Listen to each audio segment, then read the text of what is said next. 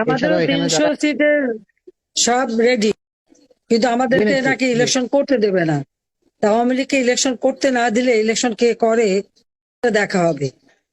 Awami League election বাদ হবে দিয়ে ইলেকশন করলে সেই ইলেকশন যারা করবে তারা টিকিতে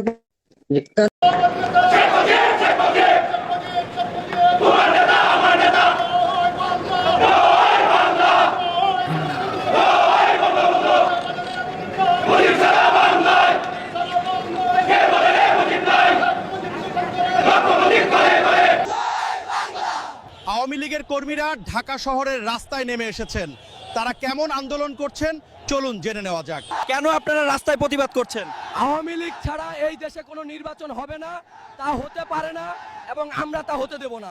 এই মুহূর্তে সবচেয়ে চাঞ্চল্যকর তথ্য, ইউনূস সরকারের প্রধান উপদেষ্টা ডক্টর মোহাম্মদ ইউনূস স্যারের সঙ্গীজনরা পালিয়ে যাচ্ছে। ইউনূস স্যারের অনেক শুভাকাঙ্ক্ষী তার সহযোগীরা দেশ থেকে পালিয়ে যাচ্ছে এবং দেশ থেকে পালানোর চেষ্টা করছে।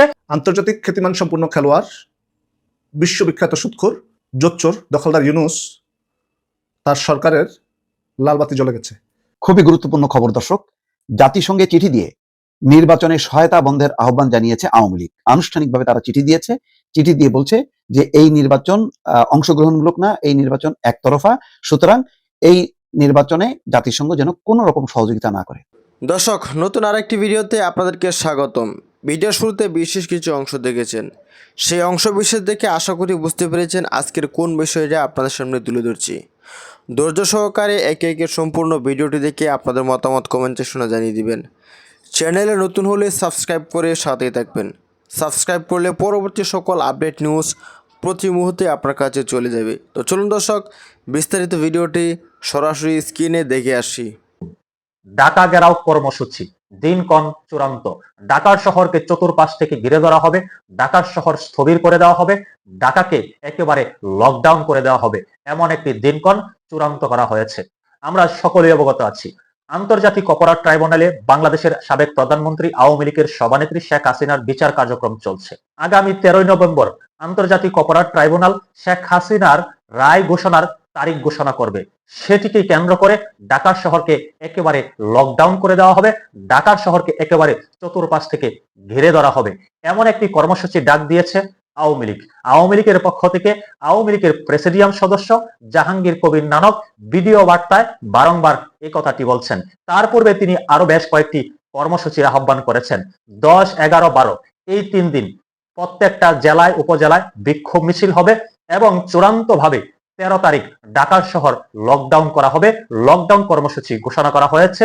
এই বিষয়টাকে কেন্দ্র করে এই মুহূর্তে বাংলাদেশের রাজনৈতিক অঙ্গনে ব্যাপক একটা জটিল পরিস্থিতির সৃষ্টি হয়েছে।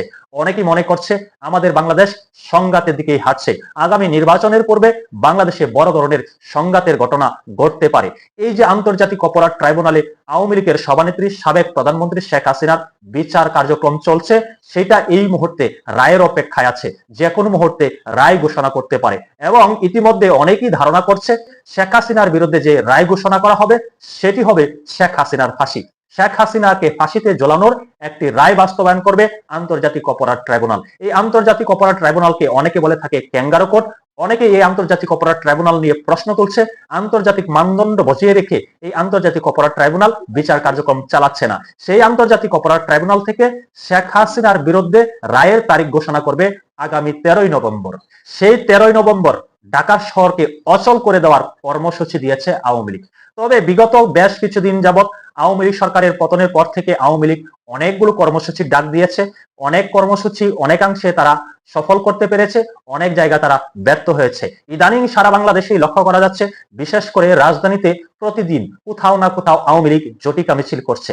এতে করে অনেকেই মনে করছে আওয়ামী লীগ যদি এই ধরনের ডাক দিয়ে থাকে এবং প্রেসিডিয়াম সদস্য জাহাঙ্গীর কবির নানকের ডাকে যদি আওয়ামী লীগ নেতাকর্মীরা ঢাকা জড়ো হয়, তাহলে ঢাকা অচল হয়ে যাওয়ার সম্ভাবনা আছে। তবে এই বিষয় নিয়ে এখনো আমি সন্দিহান যে জাহাঙ্গীর কবির নানক যে কথাটি বলেছেন, আমি তার একটা ইন্টারভিউ দেখছিলাম, তিনি ইউটিউব একটি চ্যানেলে কথা বলছেন, সেখানে তিনি বলছেন আওয়ামী লীগকে ছাড়া কোনো নির্বাচন হবে না, এই বাংলাদেশে নির্বাচন করতে দেওয়া হবে না, আগামী 13 তারিখ ঢাকার শহর লকডাউন থাকবে। তবে এটা আসলেই কি আওয়ামী লীগের একেবারে চূড়ান্ত সিদ্ধান্ত কিনা, আওয়ামী লীগ 13 তারিখ এ ধরনের কর্মসূচিতে যাবে কিনা তা নিয়ে আমার যথেষ্ট পরিমাণ সন্দেহ আছে। যদি আওয়ামী লীগ এই ধরনের কর্মসূচিতে যায় সেটা কেমন হবে তা নিয়ে অনেক প্রশ্ন আছে।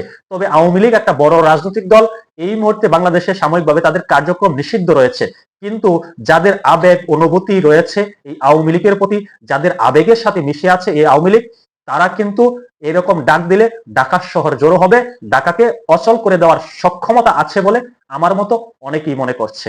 দেখা যাক, বাকিটা সময় বলে দেবে। খুবই গুরুত্বপূর্ণ খবর দর্শক, জাতিসংঘে চিঠি দিয়ে নির্বাচনে সহায়তা বন্ধের আহ্বান জানিয়েছে আওয়ামী লীগ। আনুষ্ঠানিকভাবে তারা চিঠি দিয়েছে, চিঠি দিয়ে বলছে যে এই নির্বাচন অংশগ্রহণমূলক না, এই নির্বাচন একতরফা, সুতরাং এই নির্বাচনে জাতিসংঘ যেন কোনো রকম সহযোগিতা না করে।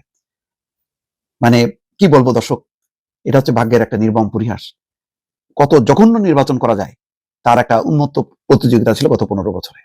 জাল জালিয়াতি নির্বাচন, একতরফা নির্বাচন, বিরোধী কোনো পক্ষ যাতে মাঠে না দাঁড়াতে পারে এবং তারা যাতে নির্বাচনেও না আসতে পারে, তার জন্য কি ধরনের পায় তারা করছে। এবং জাতিসংঘ সহ সকল পক্ষ যখন আওয়ামী লীগকে গত 15 বছরে বারবার বলছে সবার অংশগ্রহণের নির্বাচন, সেটাকে উপেক্ষা করে তারা গণ অভ্যুত্থানের মধ্য দিয়ে যখন কি ক্ষমতাচ্যুত হয়েছে, আর সামনে যখন নির্বাচনের ডাক দিয়েছে বা মানে শিডিউল ঘোষণা করতে যাচ্ছে অন্তর্বর্তী সরকার, তখন আওয়ামী লীগ এখন ক্ষমতাচ্যুত হয়ে তার পতন চূড়ান্ত হওয়ার পর এখন তারা বলছে যে বাংলাদেশে অন্তর্ভুক্তিমূলক এবং বিশ্বাসযোগ্য এমন মানে বিশ্বাসযোগ্য নয়, অন্তর্ভুক্তিমূলক এবং বিশ্বাসযোগ্য নয় এমন নির্বাচনের সহযোগিতা থেকে জাতিসংঘ যেন সরে আসে। 24-এর গণঅভ্যুত্থানে ক্ষমতাচ্যুত আওয়ামী লীগ কার্যক্রমে নিষেধাজ্ঞা থাকায় যাদের ত্রয়োদশ সংসদ নির্বাচনে অংশ নেওয়ার সুযোগ নেই, তারা এই আহ্বান জানাচ্ছে।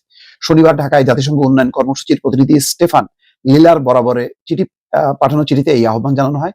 দলের পক্ষে চিঠিটি পাঠিয়েছেন সাবেক শিক্ষামন্ত্রী মুহিবুল হাসান চৌধুরী নওফেল। সেখানে বলা হয়, অবাধ এবং অন্তর্ভুক্তিমূলক নির্বাচনের পরিবেশ নিশ্চিত হওয়ার আগ পর্যন্ত আমরা জাতিসংঘ ইউএনডিপির প্রতি নির্বাচনী সহযোগিতা স্থগিতের এবং সব রাজনৈতিক পক্ষের সঙ্গে জাতীয় সংলাপ এবং সমঝোতাকে উৎসাহিত করার এবং যে কোনো নির্বাচনী সম্পৃক্ততার মূল ভিত্তি হিসেবে মানবাধিকার এবং আইনের শাসন সমুন্নত রাখার আহ্বান জানাচ্ছি। এই যে যেই শব্দগুলো ইউজ করছে, যে আহ্বানটা, সেই আহ্বানটা দেখেন এক সময় বিএনপি জানিয়েছে, জামাত জানিয়েছে, সকল রাজনৈতিক দল জানিয়েছে, এখন যারা ক্রিয়াশীল আছে, কিন্তু সেগুলিকে কর্ণপাত করেনি। এখন তাদেরকে ঠিক ওই কথাগুলো বলতে হচ্ছে। এই জন্যই বলছি যে ভাগ্যের একটা নির্মম পরিহাস হচ্ছে আজকে আওয়ামী লীগের জন্য। বাংলাদেশে ইউএনডিপির নির্বাচনী সহযোগিতা এবং জাতিসংঘ সনদের নিরপেক্ষতা, রাজনৈতিক অন্তর্ভুক্তি এবং মৌলিক অধিকারের মূলনীতি লঙ্ঘনের বিষয়ে উদ্বেগ শীর্ষক চিঠিতে বলা হচ্ছে, বাংলাদেশে ইউএনডিপির নির্বাচনী সহযোগিতা, ব্যালট প্রজেক্ট এবং আসন্ন নির্বাচনের বিষয়ে সংস্থার প্রাতিষ্ঠানিক সহায়তার বিষয়ে আমরা গুরুতর উদ্বেগ প্রকাশ করছি যে নির্বাচন অন্তর্ভুক্তিমূলকও নয়, বিশ্বাসযোগ্যও নয়। এই ধরনের সম্পৃক্ততা, আন্তর্জাতিক আইন, জাতিসংঘের মূলনীতি, অবাধ, নিরপেক্ষ এবং অংশগ্রহণমূলক নির্বাচন প্রসারের ক্ষেত্রে ইউএনডিপির ম্যান্ডেট লঙ্ঘনের ঝুঁকি তৈরি করে। হাইরে, তাহলে কি করতে হবে? এই ধরনের ক্ষমতাচ্যুত নিষিদ্ধ রাজনৈতিক দলকে নিয়ে এসে নির্বাচন করতে হবে। অন্তর্ভুক্তিমূলক ও বিশ্বাসযোগ্য নির্বাচনের পরিবেশ দাবি নিয়ে জাতিসংঘের উদ্বেগ জানানো আওয়ামী লীগের বিরুদ্ধে 3টি বিতর্কিত নির্বাচনের মাধ্যমে টানা 1.5 দশক ক্ষমতায় থাকার অভিযোগ রয়েছে। ভাইরে, একটু লজ্জা শরম থাকা উচিত। হ্যাঁ, তারপর আমি মনে করি যে একটা অন্য মোড়কে যদি আওয়ামী লীগ আসতো, সেটা শেখ হাসিনার আওয়ামী লীগ না, প্রকৃত আওয়ামী লীগ, তারা যদি আসতো, তারা যদি এই গণহত্যা এবং 15 বছরের শাসনে দুঃখ প্রকাশ করতো, ভুল স্বীকার করতো, করে যদি নির্বাচনে পার্টিসিপেট করতো, এটা একটা গণতান্ত্রিক অধিকার, আওয়ামী লীগের নেতা কর্মী সমর্থকরা ভোট দিতে পারতো, এই ব্যাপারে কোনো ইয়ে নেই। কিন্তু তারা এই পরিবর্তনটাকে যখন মনে করে ষড়যন্ত্র, চক্রান্ত, পরিবর্তনটাকে যখন নাকি মেনে না নেয়, তখন কাদেরকে দিয়ে এই নির্বাচন হবে? সম্মানিত দর্শক মণ্ডলী, আশা করি সম্পূর্ণ ভিডিওটি দেখলেন এবং আজকের এই ভিডিও সম্বন্ধে আপনাদের মতামত অবশ্যই কমেন্টে শুনে জানিয়ে দিবেন। দেখা হচ্ছে পরবর্তী ভিডিওতে। আসসালামু আলাইকুম।